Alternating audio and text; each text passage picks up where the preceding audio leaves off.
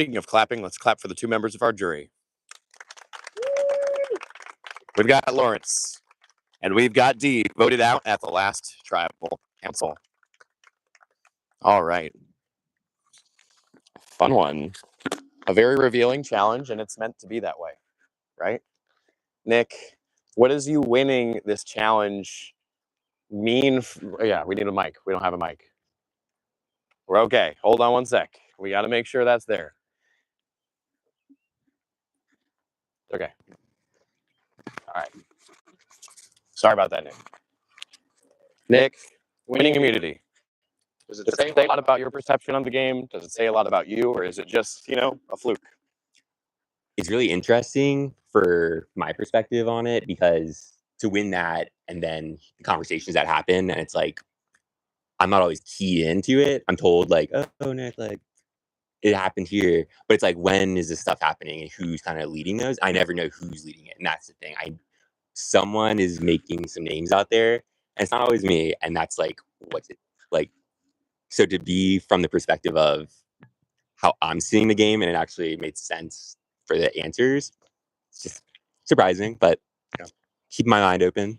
Okay. Andrew, you came very close to winning that challenge. And I think on that same vein, does that mean you feel like you have a good finger on the pulse of the game?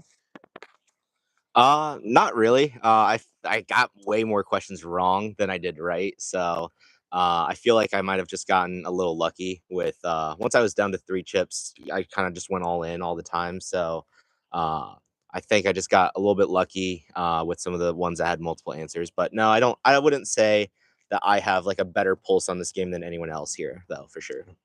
Jenny, you got some fun ones. Yeah. Talk to me about kind of what you heard about yourself.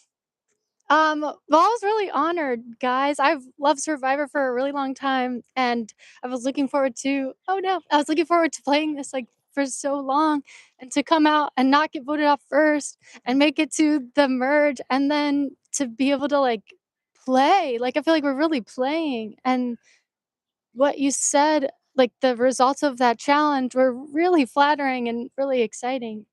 So thank you so much. That was fun. Bridget, I asked a question that Jenny got the most trustworthy and you got the least. Yeah. Talk to me about your reactions to what you heard. Well, like I've already said to these guys, y'all don't even know me. Okay. I was surprised that that's my impression, but I think that's the impression of the group, but I do think it reveals to me how well they think they know me and how well I think they know them. Okay. All right. Caitlin, you did pretty well in that challenge. Same kind of question, but how much do you think that revealed about the dynamics of this tribe? Do you think all that was said there is truth? I'm like lost in the sauce, honestly.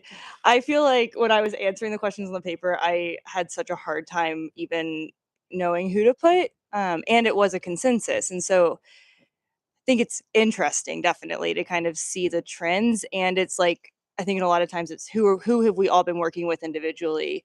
And I think that was reflected a lot in the individual votes. And yeah, that was a lost in the sauce answer. I'm really sorry.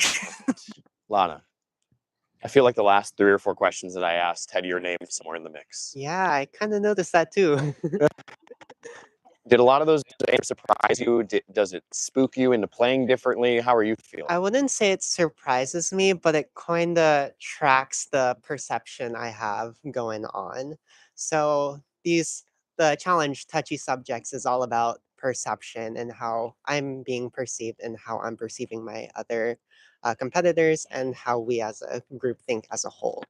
I wasn't surprised, but it does give a little bit of insight as to how most of these people will sit here on the jury, possibly me, and that will influence people's perception of what is a winning game. My last question is going to be for EP. If we get the mic. EP. I don't think it's talk to me about that. Did it surprise you? And does it tell you something about your state game as well? And did it educate your opinion of other people? No, I mean, I didn't really take that too like deeply. I was like, I feel like there were like several people that I wasn't like really thinking about, and after the fact, I was like, oh yeah, I should have absolutely put them down. Like that is the right answer, and I went with someone else. I guess I'm glad I wasn't targeted or called out too much. I don't want to be playing that kind of a game. I want to play a strong game. I think Nick put a chip in like who should play harder, and I took that as like an invitation, like someone said, and like I will. Yes, please. And yeah, like I think I've been playing hard in my little, bubble of gameplay, but a lot of these people haven't seen day 2 yet, and I'm excited to get in the mix. I did want to kind of sit back a little more today and watch and observe a little more and listen. So that's what I will continue to do, and then get in there and get my teeth in too. Okay. Is there anything else that anybody wants to bring up before we carry on? Okay. If that is the case, let's play on. You cannot vote for Nick. Everybody else is fair game. Lana, Anna, and Caitlin. Let's go.